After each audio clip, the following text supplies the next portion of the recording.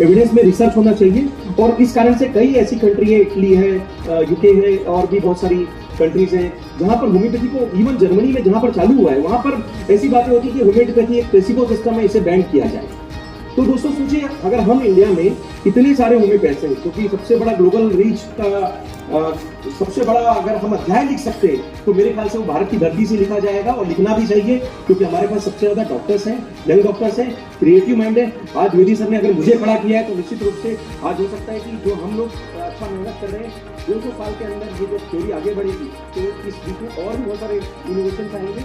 और ये proven success में अगर मैं 3000 पेजी का डेटा अगर वहाँ पर रखता हूँ तो निश्चित रूप से जिन जिन कंट्रीज में बैन होने की बात होती है, अगर उन कंट्रीज में उन डॉक्टर्स ने रखा होता तो शायद WHO तक या उस तरीके की वहाँ की जो हेल्थ अथॉरिटीज हैं, जो मेडिकल फोरम में, अगर वो प्रूवन केसेस जो सक्सेसफुली क्योर केसेस होते हैं, चाहे वो किसी भी कैटेगरी के क्रिटिकल कैंसर लास्ट स्टेज या हो सकता है सामान्य केस ही क्यों ना हो, केसेस पे बात करेंगे जो लिमिटेशंस ऑफ होम्योपैथी में था। इस बुक को मैं ब्रिक्स में सबमिट कर चुका हूँ, WHO को देने की तैयारी के लिए आप लोगों का आशीर्वाद की जरूरत है। कहीं ना कहीं मैं आगे इस प्लेटफॉर्म पर मैडम रेणु मित्तल जी को भी मैं अपनी डॉक्यूमेंट्रीज और वो सब रिसर्च का एविडेंस बेस्ड सिस्टम दूंगा ताकि ये इंडियन गवर्नमेंट के थ्रू भी आगे बढ़ सके। सर का आशीर्वाद हमेशा से रहा है, मैंने सर से भी इसके बारे में बहुत चर्चा की है। सर का कहना है कि आप जो भी कर रहे हैं उसको डॉक्यूमेंटेशन से आगे बढ़ाना है।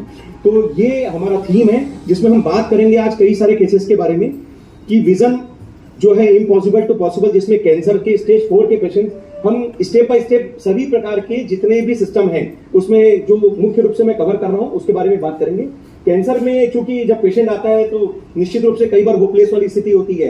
ये उन स्टूडेंट्स के लिए बहुत अच्छा है जो आज first year, second year, third year में ये सोचते हैं कि होम्योपैथी में हम सिर्फ पढ़ने आए हैं लेकिन प्रैक्टिस हम अपने हिसाब से करेंगे, हो सकता है एलोपैथी में चले जाए, हम साबित कर सकते हैं। और अभी तक जितने पेशेंट हुए आप बिल्कुल उसको वेरीफाई करें और निश्चित रूप से इससे होम्योपैथी आगे बढ़ेगी और लोगों को बहुत फायदा मिलेगा। नेक्स्ट, स्किन केसेस जो होम्योपैथी का बहुत पावरफुल ग्राउंड होता है। निश्चित रूप से होम्योपैथी में सबसे ज्यादा विकल्प स्किन के लिए आगे मिलता है। इसमें काफी 30-30 साल पुराने, 40-40 साल पुराने सोराइसिस, एक्जिमा जो कि इनक्यूरेबल कैटेगरी केसेस है, होम्योपैथी से अच्छे रिजल्ट मिलते हैं। इन सब के बारे में आप देख सकते हैं। नेक्स्ट, एलर्जीज, ये बहुत कॉमन प्रॉब्लम है होम्योपैथी में। ये टूल है, ये आप जब बिगनिंग में करेंगे तो एलर्जी, स्किन, हेयर, ये हमारा बेसिक टूल है। मैं आज आपको वो बताने की कोशिश करूं, उससे ऊपर भी जब आप सोचेंगे तो ये आपके लिए सेकेंडरी हो जाएगा। हो सकता है कि आप मुझसे अच्छा करने की कोशिश करें और कहीं ना कहीं जो सर की प्रेरणा है कि हमारे स्टूडेंट हमसे अच्छा करें, हमारे स्टूडेंट हमसे अच्छा करें, ये कहीं ना कहीं ये गुरु का आशीर्वाद है जो चाहता है कि आगे बढ़ते हैं।